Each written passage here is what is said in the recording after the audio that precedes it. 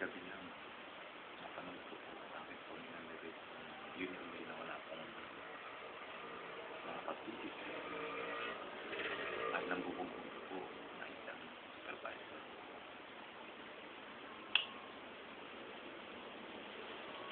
Ang nakapagtataka lang, sino po yung nakakatulong sa mga taong bayan ay siya po ang kanilang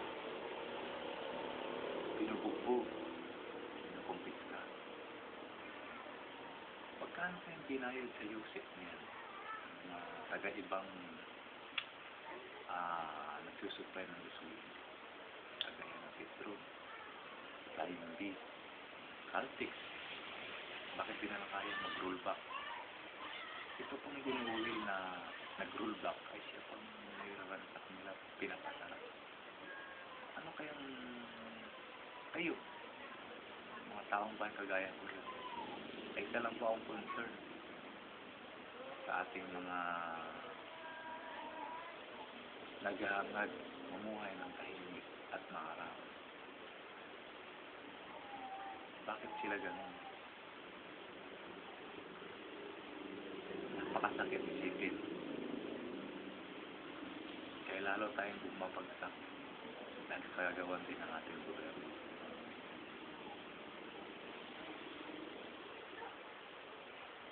Isa pa, minsan, ang gobyerno hindi natin masisisi. Pero dapat magtulungan na lang tayo. Minsan ang tao rin ang masisisi, bakit kamo? Anak ng anak.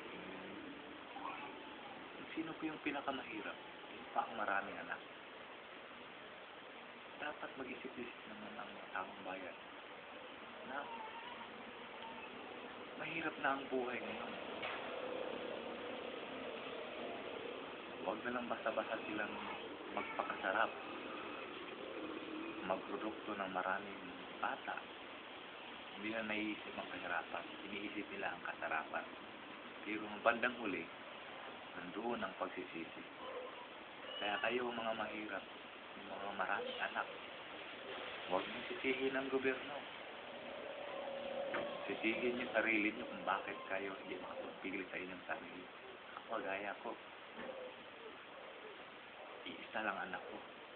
Kasi ayaw ko, balang araw, hindi ko siya mabigyan ng magandang kinabukasan.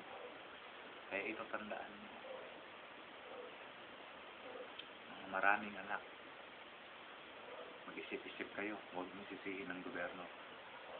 Kung ako ang nagiging presidente sa ating bansa, papairal ko ang two-child policy or one-child policy hanggat maaari para hindi maghirap ang taong bayan. Ang ating gobyerno hindi na mag-isip kung anong magandang paraan. Tayo mismo mga tao ang gagawa ng paraan. Saka ito mga pare, ito basta-bastang pumigil sa plano nating gobyerno. Lalo-lalo na tungkol sa populasyon. Huwag niyong pigilin ang nakaumang na magiging batas. Hindi ko tiyak yung two-child policy. Sana maintindihan niyo ako. Maintindihan niyo rin ang gobyerno. At saka isa pa, ito. More than 18 million ang tao sa Pilipinas. Bakit hindi kayang supplyan ng mga mayamang tao? Yung mga tumatakbo ng politiko. Isipin mo, sa isang politiko, gumagastos sila ng almost 200 million or more than 200 million. Ilan lang tayo, ilan ang tao sa Pilipinas? More than 18 million lang.